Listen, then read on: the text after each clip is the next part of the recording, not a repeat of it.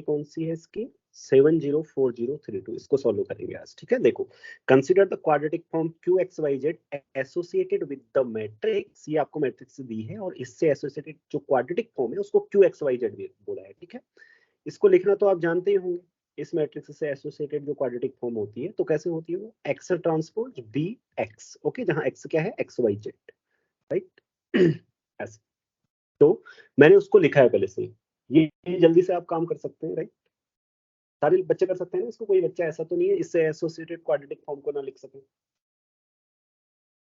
सारे लिख सकते हैं ना, ओके वेरी गुड। वो होता भी तरीका क्या है, देखो ये सारे कोफिशिएंट किसके होते हैं, एक्स स्क्वायर का, दूसरा वाला वाई स्क्वायर का, तीसरा वाला जेड स्क्वायर का, और ये वाले हाफ हाफ होते हैं एक्स वाई के साथ, मतलब इन दोनों का सम लिखा जाता है एक्स वाई के साथ 1 1 2, और इसका सम किसके साथ लिखा जाता है, बोलो, इसका सम किसके साथ लिखेंगे, हाँ x Z, okay, x Z के साथ। वैसे भी ये 0 0 है, आप किसी के साथ किसी को लिखो कोई फर्क नहीं पड़ेगा यहाँ पे तो, बट इन जनरल क्या होता है। और फिर लास्ट वाला किसका, ये वाई जेड के साथ, ठीक है। तो ये मैंने एसोसिएटेड क्वाड्रेटिक फॉर्म लिख दी आपकी। क्वेश्चन क्या पूछा है, देखो, S is the set of all 3 tuples such that, ये कॉलम वेक्टर से हैं, जहां पर आपकी क्या हो जाएगी, ए बी सी, एक्स की जगह ए रखो, वाई की जगह बी रखो, और जेड की जगह सी रखो, ये क्वाड्रेटिक फॉर्म वेनिस हो जाएगी, यानी कि इस क्वाड्रेटिक फॉर्म के जीरोस, ओके। तो पूछा है हमसे, देखो ये करना बहुत आसान है क्वेश्चन, अगर पेपर में आप कर रहे हैं तो मैं एक्सप्लेन करूंगा अच्छी तरीके से समझाऊंगा, ठीक है। सॉल्यूशन को मतलब डिटेल में करेंगे, लेकिन एग्जाम में करना है तो कैसे करना है, एग्जाम में बहुत आसान है।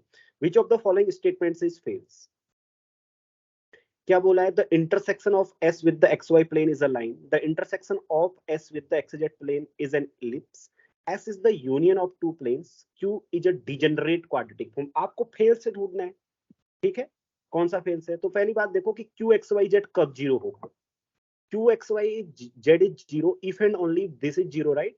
और मैं इसको कैसे लिख सकता हूँ, एक्स प्लस वाई का whole square minus 2z square equal to zero. अब 2z स्क्वायर को यहाँ ले लीजिए, तो एक्स प्लस वाई का square equal to 2z square, if and only if x plus y equal to plus minus root 2z।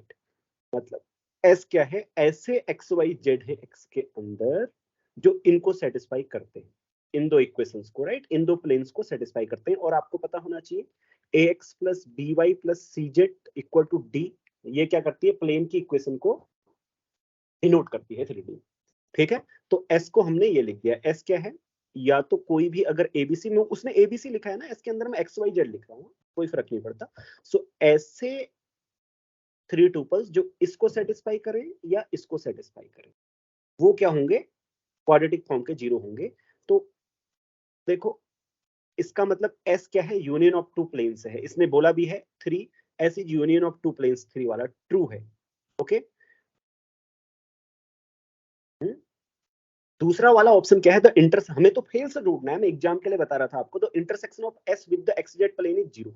XZ plane का मतलब क्या होता है, XZ प्लेन का मतलब क्या होता है, बोलिए, y equal to zero, right, जब जब y इक्वल टू जीरो होगा। लेकिन आपको पता होना चाहिए, कभी भी कोई भी 3 प्लेन एलिप्स में इंटरसेक्ट नहीं कर सकते।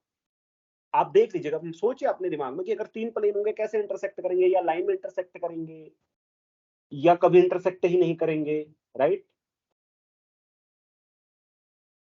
इज इट क्लियर, पर इलिप्स में तो नहीं कर सकते ना इंटरसेक्ट, ओके गुड। 3 प्लेन क्या इलिप्स में इंटरसेक्ट नहीं कर सकते, ओके। सो इसलिए ये फेल्स हो गया। अब औरों के बारे में बात करते हैं। तो एग्जाम में तो हमारा सॉल्यूशन हो गया, ये फेल्स है। अब देखिए, intersection of S with x Y plane is a line, तो एक्स वाई प्लेन के साथ इंटरसेक्शन लेना है, तो यानी कि इसका सॉल्यूशन,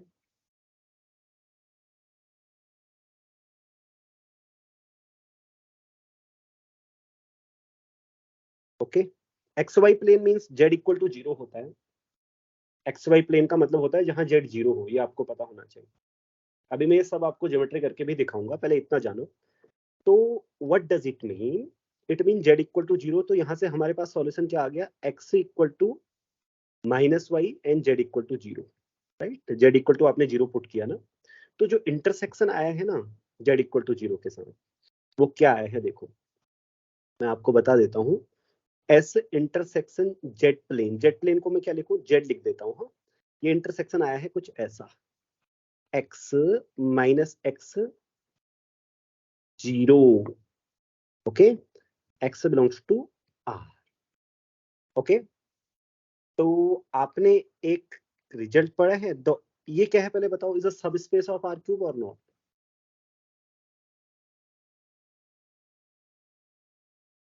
यस और no?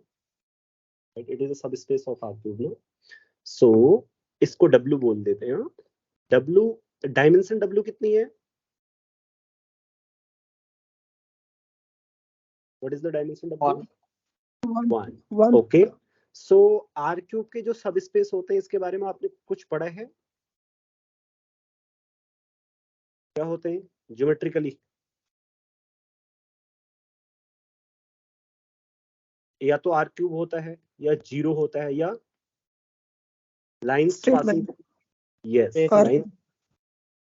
Lines passing through origin और प्लेन, यस, ये वन डायमेंशनल होते हैं। Okay, one dimensional subspaces are lines passing through origin, and two dimensional क्या होते हैं? Planes passing through origin, passing through origin. ये मैंने कराया भी था आपको लीनियर अलजेब्रा की क्लास में, या बताया होगा, या होमवर्क दिया होगा, राइट? मतलब इस लास्ट वाले कोर्स में नहीं कराया था, तो उससे पिछले वाले कोर्स में कराया होगा। तो टू डायमेंशनल, राइट? तो ये वन डायमेंशनल है, इसलिए एक लाइन होगा, और दूसरा ऐसे नहीं सोचना है।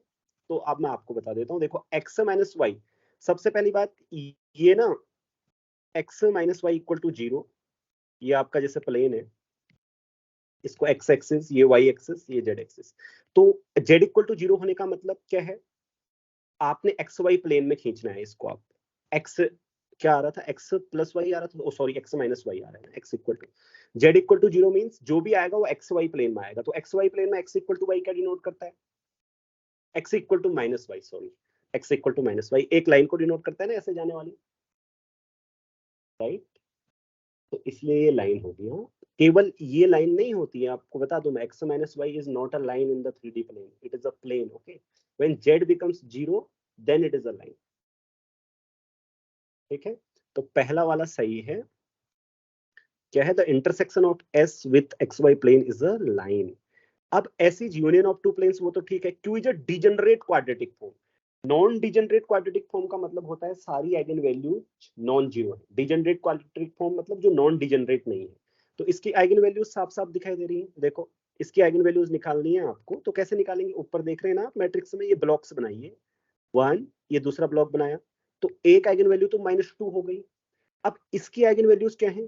ये रैंक 1 मैट्रिक्स है, 1 1 1, राइट? या ऐसे बोले इसका सम क्या है? कॉलम सम 2 है, तो एक आइगन वैल्यू 2, और ट्रेस से निकाल लीजिए। ट्रेस और आइगन वैल्यू मतलब दोनों आइगन वैल्यू का सम क्या होता है? 2 प्लस लैम्डा इक्वल टू 2 होना चाहिए। 2 से 2 कैंसिल, लैम्डा 0। तो इसकी आइगन वैल्यू जा रही है -2 2 0, तो इसलिए ये नॉन डिजनरेट नहीं है, so it is degenerate. Okay, it is false also, oh sorry, it is true also. Okay, true also, और पहला वाला ऑप्शन भी ट्रू है। लेकिन अब ये सब मैं आपको दिखाता हूँ, ठीक है, जो मैंने बोला था, देखो कि कैसे लाइन होगी करके। यहाँ देखो, ये आपके लिए खींच के रखा है। ये जो रेड वाले दिखाई दे रहे हैं ना आपको, ये रेड वाले वो प्लेन से है, x plus y plus √2z equal to 0, x plus y minus √2z equal to 0। और जो आपका z इक्वल टू 0 प्लेन होता है वो तो एक्स वाई प्लेन ही है, समझे? एक्स वाई प्लेन मीन्स ये जिसमें चमचम चमचम हो रही है, राइट? देखो, वो z इक्वल टू 0 प्लेन आपको दिखाई दे रहा है, वो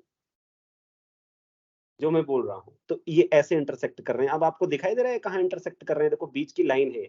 अब मैं यहाँ पे खींच तो नहीं सकता, लेकिन आपको दिखा सकता हूँ, वो लाइन पे इंटरसेक्ट कर रहे हैं ये तीन। ठीक है, आपको मैंने विजुअलाइजेशन भी करा दिया। अब आप समझ पाओ तो ठीक, ना समझ पाओ तो भी ठीक। तो फिर दोबारा देखना लेक्चर को, ठीक है, समझ जाओगे। क्लियर है सब लोग? अब और तो नहीं देखना है ना फिगर, काफी देख लिया। रिया देख लो जितना देखना है, तुम कह रही थी दोबारा देखना है। मैं देखो जहां से देखना है वहां से देख लो। सर डीजनरेट वाला एक बार दोबारा कौन सा वाला? बता दो। क्या क्या बोले आप? बोलो, दोबारा बोलो।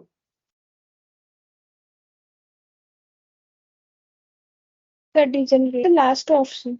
ओ डीजनरेट, डीजनरेट किसको बताना है लास्ट ऑप्शन पहले? ओके, डीजनरेट का मतलब होता है कि सारी आइगन वैल्यू, अगर कोई भी एक आइगन वैल्यू जीरो हो जाएगी ना तो वो डिजनरेट होगी।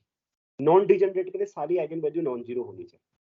तो इसकी आइगन वैल्यूज निकाली मैंने, -2 2 0 आई।